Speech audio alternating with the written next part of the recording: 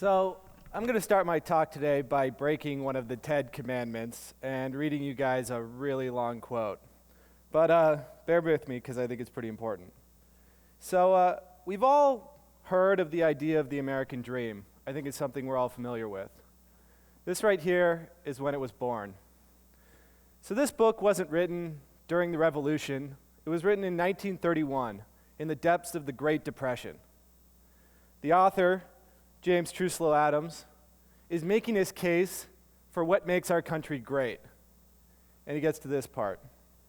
If, as I have said, the things already listed were all we had to contribute, America would have made no distinctive and unique gift to mankind.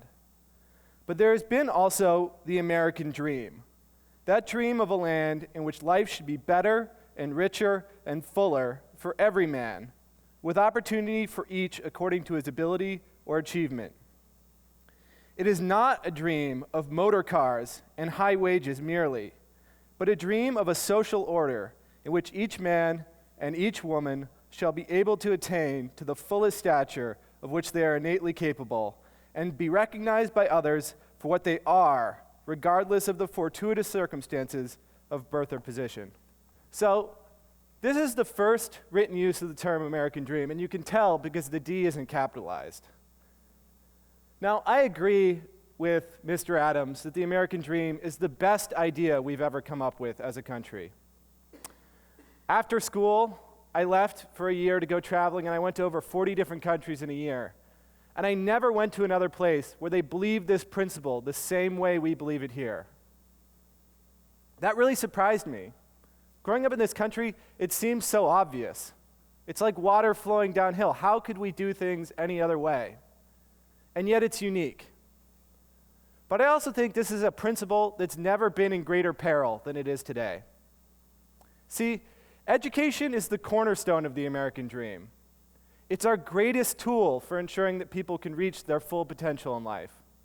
And yet, recent surveys have shown that the lack of quality public education is considered the greatest barrier to achieving the American dream today.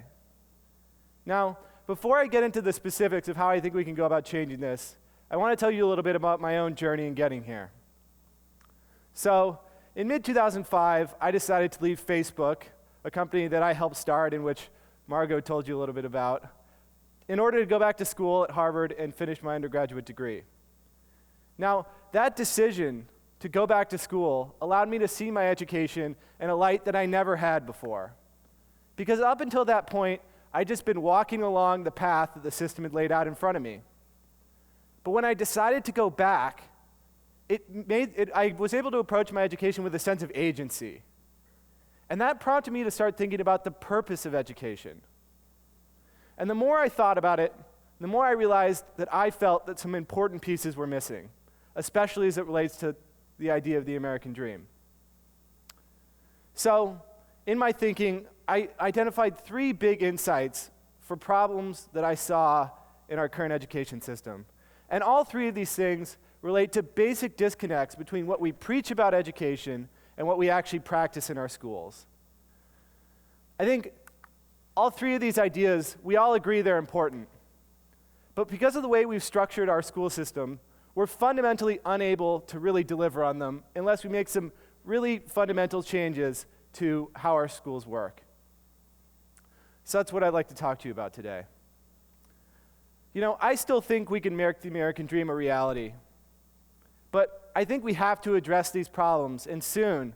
Otherwise, we risk turning it into a hollow promise.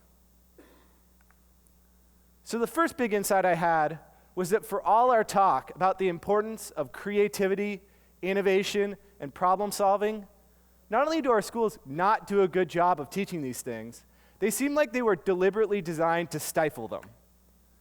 To understand a little bit about how this could be, you need to look at the history of American schools. And if you do that, what you'll find is that our school system was not designed to train the kinds of creative, tech-savvy citizens that the America of today demands. Instead, what you'll find is that our current system was developed over 100 years ago to train factory workers. You'll see, the beginnings of our public school model emerged in the 19th century. Between 1870 in 1920, we created over 150,000 new schools in this country. 150,000 schools in just 50 years. That's an average of 60 schools a week, every week. Now, what caused this educational explosion? Well, historically, it coincided with the Second Industrial Revolution, which was a trend in manufacturing towards the assembly line and mass production. Now, I don't think it's a coincidence that this is a perfect metaphor for the way we've designed our schools to work. Moving students along the educational assembly line in big batches, day to day, year to year, with teachers bolting on pieces of knowledge, every once in a while checking to make sure that everybody learned exactly the same things.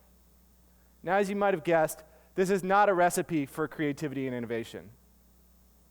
But you know what? I think we already knew this. Our history is littered with the stories of great innovators, entrepreneurs, and inventors who had to fight their way through a system that tried to block them at every turn. Thomas Edison, arguably our country's greatest inventor, he lasted just 3 months in traditional school before his mom pulled him out to be homeschooled. A more recent innovator, Steve Jobs, had this to say about his first experience with public school. I encountered an authority of a different kind than I'd ever encountered before, and I did not like it. And they really almost got me. They came close to really beating any curiosity out of me. This is what our schools are doing today. We need schools that put innovation, creativity, and problem solving at the core of the school experience. And it may sound simple, but it's more radical than it seems. Innovation starts with passion, and passion has to come from the students themselves. Creativity depends on autonomy and the ability to express yourself in different ways. True problem solving necessitates that failure always be an option. Now, I don't think you can actually teach these skills, but you can nurture them. And right now, our schools are not providing the fertile ground for them to take root. The second big insight I had was that despite the increasing importance of technology in virtually every aspect of our lives, our schools are really fundamentally unable to embrace it. The reason for this is simple. It comes down to a single, core, unquestioned assumption that every student needs to be measured against every other student on the same yardstick and under the same set of conditions. And just like you can't run a race between someone on foot, someone on a bicycle, and someone in an F-16, in order to test fairly, you have to confine students to what they can do solely with their own raw human ability.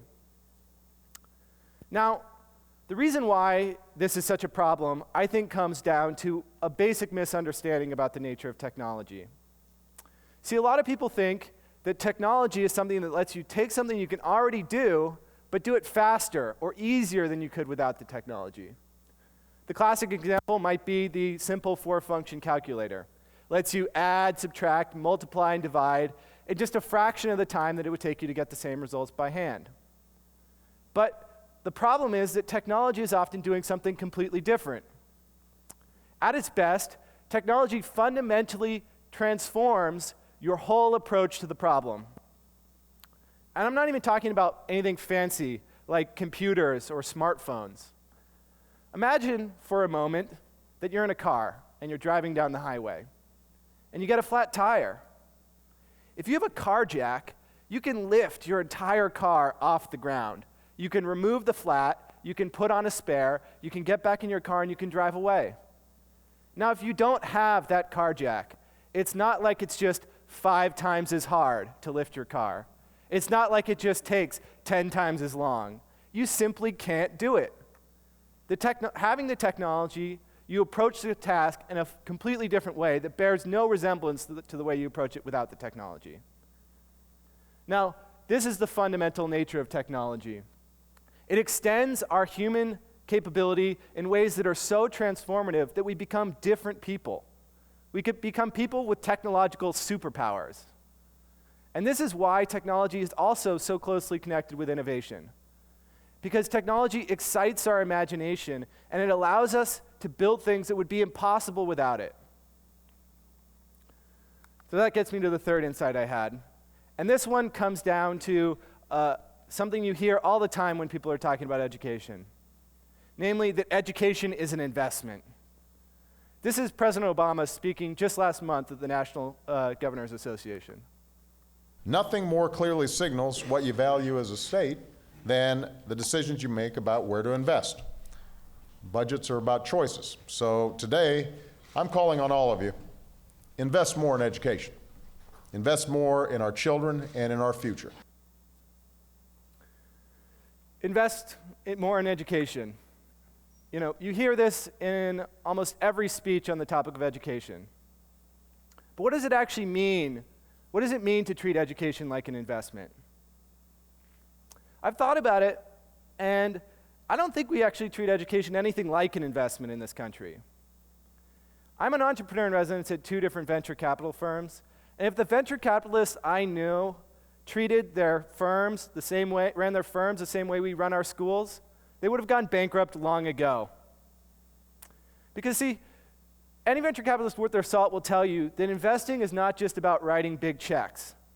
It's about recognizing potential and providing the right resources to develop it. Unfortunately, we've designed a school system in this country where your educational opportunities are almost completely determined by 2 factors: the wealth of your parents and random chance. Now, if your parents aren't wealthy enough to live in a high-performing district or send you to an expensive private school, and you aren't lucky enough to lottery into an outstanding charter, then chances are you're going to be stuck with the schools you get, and they aren't going to be providing you with the resources you need for success. Now, for me, this all comes back to the American dream. It's that promise that everyone should have the opportunity to reach their full potential in life. That if you're smart enough, motivated enough, and hardworking enough, that you can do or be anything you want in life. You know, the truth is, with the schools we have today, the chances of reaching your full potential in life without wealth or luck on your side are slim. And the fact is, that's not just unjust, it's also just plain inefficient. It's better for everybody if our kids can reach their full potential in life. It's better for our kids, it's better for our schools, it's better for society. You know, I still believe in the promise of the American dream. I still believe that education is our best tool for delivering on that promise. But I think we need to ask ourselves, what will it take for us to live up to the principles that we all say we believe? How can we create learning environments that truly nurture creativity? How can we begin to embrace technology? How can we start to actually treat education like an investment? I think answering these questions is going to require us to rethink some of our deepest assumptions about how schools work and about the purpose of an education. We're not going to find the solution to these problems by just tinkering around the edges of the current system. We're going to have to, if we want to answer these challenges, we're going to have to rethink schools and our whole approach to education, and we're going to have to make changes that are as fundamental as any since the dawn of public education. It's already been over 100 years since the last big educational revolution, and we can't afford to wait any longer. We need to start today. Thank you.